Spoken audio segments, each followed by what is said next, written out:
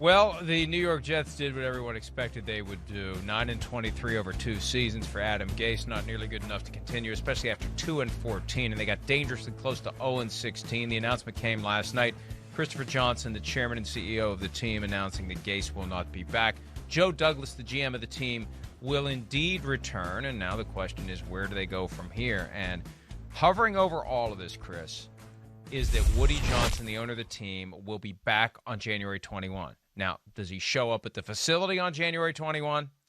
Is he involved at all? Is he heavily involved? Does he say to Christopher, "I'll take the keys. Thanks for your help."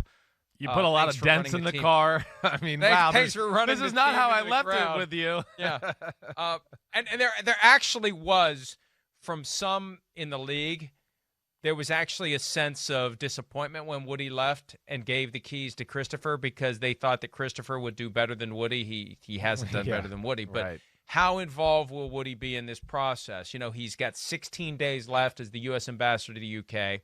It's not all that hard to be involved in discussions, communications, Zoom meetings from the UK. And what's he doing? He's pulling the train into the station before he packs up and comes home, although it's probably pretty busy. You're packing up all your stuff to get out of there.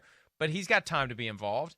And the question is, how involved will he be when he gets back? And will he be part of this coaching search? And it will be his guy that ultimately is selected, not Christopher's guy. That's something we don't know the answer to now. But the timeline suggests he'll have the opportunity if he wants it. Yeah, well, definitely. I mean, listen, he's a billionaire, so hopefully he's not packing his own boxes right now. I think he's. Well, you know what I mean. I know. Still I'm joking. I'm joking. Yeah. But I mean, really, honestly, I hope neither one of them make a decision. I mean, that's just where it comes down to me. I mean, this is why you hired Joe Douglas. Let him do his thing here. Yes, you know, be there, add your 2 cents, be a part of the process, great, all that stuff. But, you know, Joe Douglas, you brought him in. Let's see. He's did some interesting things with the roster. You know, I know the year didn't work out the way they wanted it to, but I would hope that the Johnson family doesn't get too involved in this process and they let Douglas, you know, continue his vision for what he sees fit for this football team with what he's building roster-wise, and now maybe he could get the coach that kind of fits that attitude to help that roster out. And really the big picture decision that needs to be made now that you have the number 2 pick. You've still got Sam Darnold on a contract for another couple of years. And Justin Fields gave everyone something to think about on Friday night on a big stage, 6 touchdown passes, playing through whatever damage was done to his muscles, bones, and or internal organs when he got blown up helmet first in the second quarter of that game.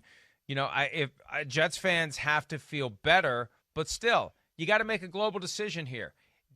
I guess you could keep Darnold and draft Fields, I guess. I mean, we talked earlier about the importance of having 2 quarterbacks, but this is the first decision that is going to be made of consequence by Joe Douglas, new head coach, and Woody Johnson, because by the time April rolls around, safe to assume Woody's going to be back behind the wheel of the team. And, as much as they try to say owners don't make those decisions, they make their preferences known, especially when it comes to franchise quarterback. Well, yes. And, the fact that, they're sitting there at number 2, Justin Fields played really awesome. Man, if he could have another good game, this could work out well for the Jets. You could have demand for the number 2 spot for people who go, wait, I want Justin Fields.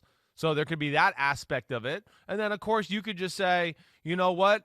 We're going to put, and this is where I don't think they could have like 2 of them on the same roster, because I think inevitably that'll hurt, the value of one of them or Sam Darnold if they do want to get rid of him.